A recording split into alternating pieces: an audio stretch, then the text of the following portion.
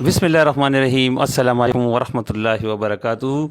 زه محمد فیاض تاسو ته یو وارې بیا مخاطب یم. ګرانو کتونکو، موږ نن خپل سټوډیو ته جناب ډاکټر وحید آفتاب د هومیوپیتھک ډاکټر دی موږ رابللی دی. هغه سره به موږ د خپلې زندګۍ باره کې مختلف پهلو دي د هغې په باره کې د کوم دی نه هغه شاعري هم کوي. په هغه شاعرۍ لحاظ سره به هغه نه موږ څه اورېدل غواړو او زه امید لرم چې هغه موږ ته څه نوی تازه کلام پیش کړي او زموږ پښتنو ته به هم ډالۍ کړي. راځئ چې میلو شو ډاکټر وحید آفتاب صاحب سره. لومبې خو دا تاسو نه زه دغه کوم چې یاره تاسو دې فیلډ ته راغلي څنګه وی او تاسو دا ډاکټرۍ سره سره شاعري هم کوئ او نو تاسو ته دونه ټایم میلاویږي چې یاره په دې کې تاسو شاعري کوئ. فیاض صاحب، اول خو د ټولو مخکې خو ستاسو ډېره مننه کوم چې زه هم د دې قابل وګڼلم. ډېره مهرباني. د ډاکټرۍ نه علاوه زما نور هم ډېر اړخونه دي. په میوزیک کې مې ډېر کار کړی دی. دغه شان رباب که تاسو کتلی و ما په خپله باندې جوړ کړی. نو ډېر اړخونه دي، خو دا د الله پاک ډېر لوی کرم دی چې په دې داسې وخت کې لکه اوس مطلب کارونه ډېر وي او انسان یو وي، نو دا خصوصي تحفه وي. زه به دا ووایم چې دا د الله د طرفه یو ګفټ دی، یو تحفه ده او زه د الله پاک ډېر شکر ګزار یم ځکه چې څه خواهش مې هم کړی دی. کوم څیز په ما ښه لګېدلی دی نو هغه الله پاک داسې کړي دي چې همغه یې ما ته زده کړی دی. نو ډېر داسې اړخونه دي. په شاعرۍ کې هم تاسو خبره وکړه، نو شاعري ما د سکول د وختونه شروع کړې وه، تقریبا داسې اووم اتم جماعت کې. او هغه وخت کې به استادانو به هم ډېر خوښو. ډېر داسې ملګري چې هغوی به راته فرمایشونه کول چې یاره څه راته ووایه. نو دغه ورسره ضروري وي. د هغې وجه دا ده چې د دې پښتون قام د دوی خبره به همدا شاعران به مخ په وړاندې بوځي، زمونږ صحافیان به مخ په وړاندې بوځي، ادیبان به مخ په وړاندې بوځي.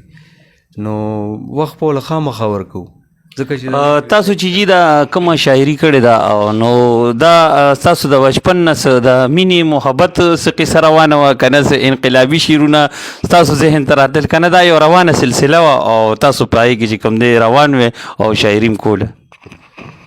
نو دا خبره خو ټیک ده چې ړومبنی شروع چې وي نو دا د مجازي نه کېږي، بیا ورپسې حقیقت ته هم سړی لاړ شي. اوس چې ته زه کوم شاعري وایم نو دا هم پکې یو مجازي رنګ به هم پکې لږ ډېر وي، خو حقیقت دی پکې زیاتر.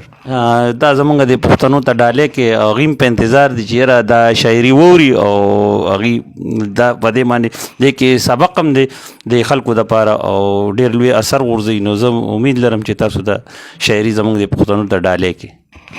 بالکل. خو دا خبره لږه وضاحت کوم چې شوډاګو مولوي صاحب له چا بوتلی وم، زمونږ ملګری شمس پینټر، نو هغه راته وی باباجي له ورځو لږ به کینو ورسره. نو هغې ته بیا تپوس کړو چې دا ملګری څوک دی؟ نو هغه ورته یاره دا شاعر دی. نو ما ورته یاره باباجي شاعر یم خو زه غزلې لیکم ګورئ. نو بیا هم هغه وی یاره وي دا د کار سړی، هغه ته وی دا څونه کسان چې راوستي ټولو کې د کار سړی هم دا دی. او ځان سره سینې ته راجوخ کړم او داسې غاړې ته یې راجوخ کړم، وي دا د کار سړی دی. نو هغه بیا ما ورته مجازي خو مې ورته څه ونه وی، خو هم حقیقي یو شعر و، داسې یو نظم و، هغه مې ورته ووی. نو ما ته ته چې وایې چې یاره مجازي لیکم، وي داسې دی. هغه بیا وضاحت وکړه چې دا خلک بیا حقیقت طرف ته لاړ شي. نو بالکل هغه بزرګان خلک دي، د هغې هغه کم پیشنګویۍ چې دي بالکل هغه ټیک وي. او زما هغه سوچ چې دی نو خود به خود رو رو همغه حقیقت طرف ته را روان دی. دا نوی یو کلام دی جی فیاض صاحب، تاسو ته هم ډالۍ کوم او زمونږ ټول پښتانه چې دي ټولو ته دغه زما د طرفه ډالۍ. هغه داسې دی چې وي چاته جوماتونو مدرسو کې اثر نه ښکاري، چاته جوماتونو مدرسو کې اثر نه ښکاري، خیال وکړه د زړونو په جذبو کې اثر نه ښکاري. او هر سړي د ظلم جبر توره تیره کړې ده، هر سړي د ظلم جبر توره تیره کړې ده، ځکه په تندو او په سجدو کې اثر نه ښکاري. دا پښتون بچی به مې د چا مخکې فریاد کوي، دا پښتون بچی به مې د چا مخکې فریاد کوي، چاته یې په شونډو پرانستو کې اثر نه ښکاري. او اوس ګورې منصف هم زورور سړی مظلوم ګڼي. ځکه هر مجرم ته زولانو کې اثر نه ښکاري. او حکم د خپل رب باندې به دا نظام عیسی بدلی. عیسی علیه السلام. نو شعر داسې دی چې وي حکم د خپل رب باندې به دا نظام عیسی بدلی. چپ شه دروغجنه ستا نارو کې اثر نه ښکاري. د معراج شریف په شپه باندې نبی علیه السلام زموږ دپاره چې کومه ژړا کړې ده نو دغه زموږ دپاره د بخښنې یو ذریعه ده. وایي ستا په جړېدلو مې بخښنه الله کړې ده. ما وحید ته خپلو جړېدو کې اثر نه ښکاري.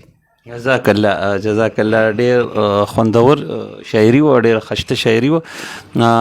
امید لرم چې زمونږ پښتانه به زمونږ وحید آفتاب پروموټ کړي، مخکې به لاړ شي. دا زمونږ د 400 یو ښکلی نامور شاعر ډاکټر وحید آفتاب.